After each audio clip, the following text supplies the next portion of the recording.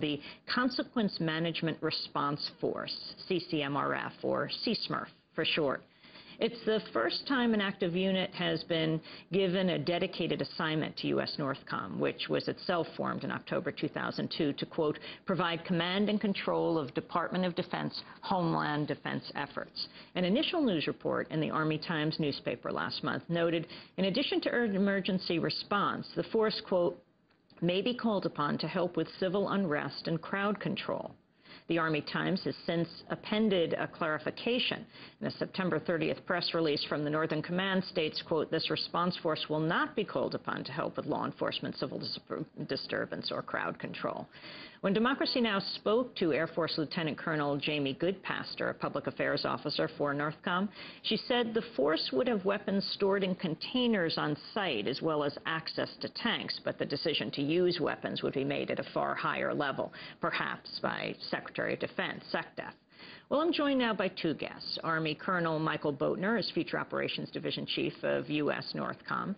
He joins me on the phone from Colorado Springs. We're also joined from Madison, Wisconsin by journalist and editor of the Progressive magazine, Matthew Rothschild.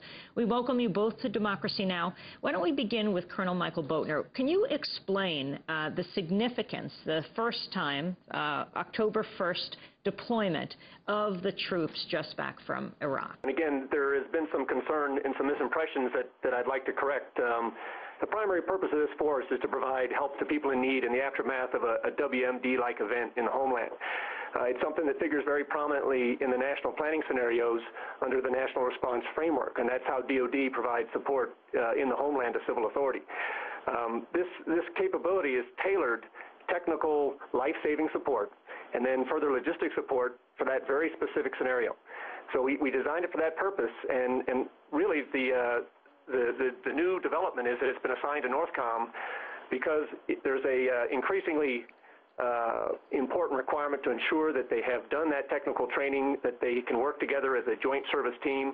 These capabilities come from all of our services and from a variety of installations, and that's not an ideal command and control environment. So we've been given control of these forces so that we can train them, ensure they're responsive, and direct them to participate in our exercises so that were they called to support civil authority, those governors or local state jurisdictions that might need our help, that they would be responsive and capable in the event, and also would be able to survive based on the skills that they have learned, trained, and focused on. They ultimately have weapons, heavy weapons and combat vehicles and other service capability at their home station at Fort Stewart, Georgia, but they wouldn't bring that stuff with them. In fact, they're prohibited from bringing it. They would bring their individual weapons, which is the standard policy for deployments in the homeland. Those would be centralized and containerized, and they could only be issued to the soldiers with Secretary of Defense permission. So I think that kind of wraps up our position on this. We're proud to be able to provide this capability. It's all about saving lives, relieving suffering, mitigating great property damage to infrastructure and things like that, and frankly restoring public confidence in the aftermath of an event like this. So the use of the weapons would only be decided by SecDef, the Secretary of Defense. But what about the governors? The SecDef would have, Secretary of Defense would have would be able to preempt the governors in a decision whether these soldiers would use their weapons on U.S. soil? No, this basically only boils down to self-defense.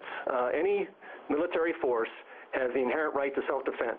And if the situation was inherently dangerous, then potentially the Secretary of Defense would allow them to carry their weapons. But it would only be for self and unit defense.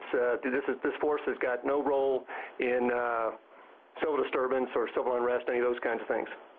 Matt Rothschild, you've been writing about this in the Progressive magazine. What is your concern? Well, I'm very concerned on a number of fronts about this, Amy. One, that NorthCOM, the Northern Command that came into being in October of 2002, when that came in, people like me were concerned that the Pentagon was going to use its forces here in the United States, and now it looks like, in fact, it is, even though on its website it says it doesn't have units of its own. Now it's getting a unit of its own.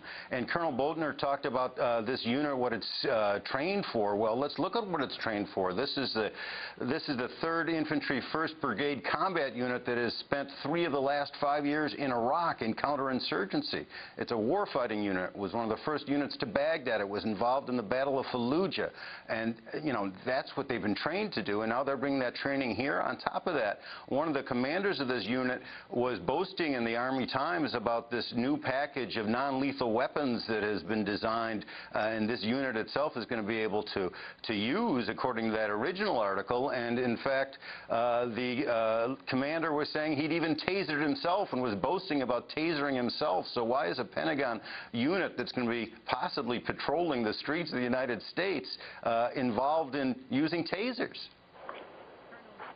Well, I'd like to address that. That involves a service mission and a service set of equipment that was issued for overseas deployment.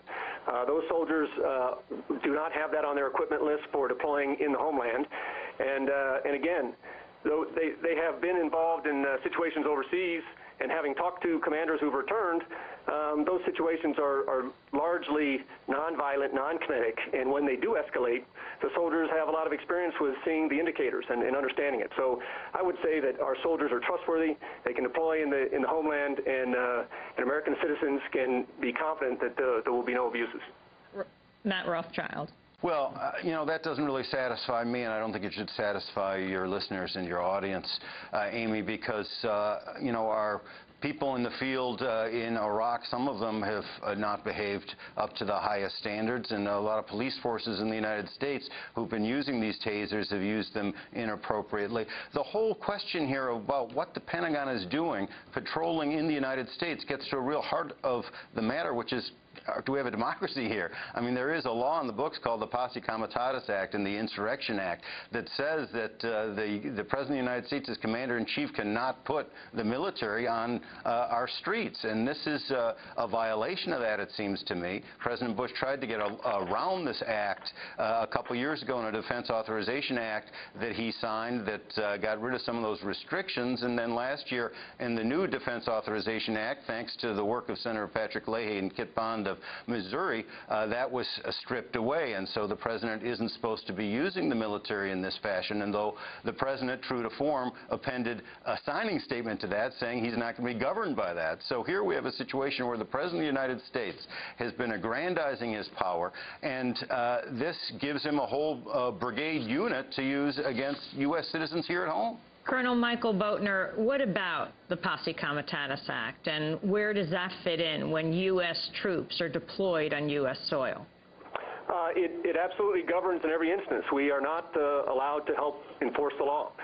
We don't do that. Every time we get a request, and again, this kind of a deployment is defense support to civil authority under the National Response Framework and the Stafford Act, and we do it all the time in response to hurricanes, floods, fires, and things like that. But again, you know, if we review the requirement that comes to us from civil authority and it has any complexion of law enforcement whatsoever, it gets rejected and pushed back because it's not lawful.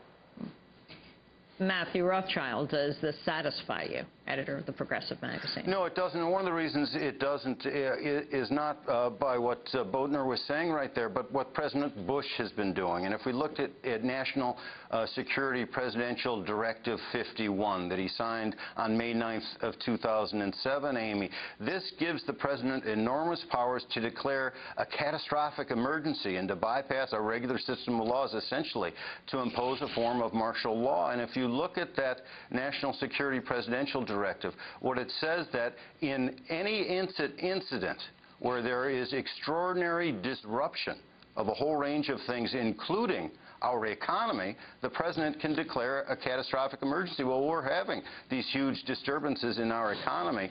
President Bush could today pick up that National Security Directive 51 and say, we're in a catastrophic emergency, I'm going to declare martial law, and I'm going to use this combat brigade to enforce it.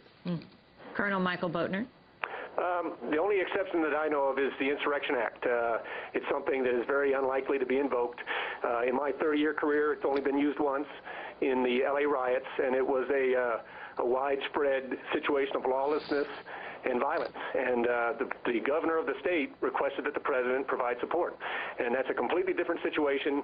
The forces available to do that are in every service in every part of the country, and it's completely unrelated to the this consequence management force that we're talking about. You mentioned governors, and I was just looking at a piece by Jeff Stein. He is the national security editor of Congressional Quarterly, talking about Homeland Security. And he said, safely tucked into the $526 billion defense bill, it easily crossed the goal line on the last day of September. The language doesn't just brush aside a liberal Democrat slated to take over the Judiciary Committee. This was a piece written last year. It runs over the backs of the governors, 22 of whom are Republican. The governors waved red flags about the measure on August 1st, 2007, sending letters of protest from their Washington office to the Republican chairs and ranking Democrats on the House and Senate Armed Services Committees. No response. So they petitioned the party heads on the Hill. The letter, signed by every member of the National Governors Association, said this provision was drafted without consultation or input from governors and represents an unprecedented shift in authority from governors to the federal government.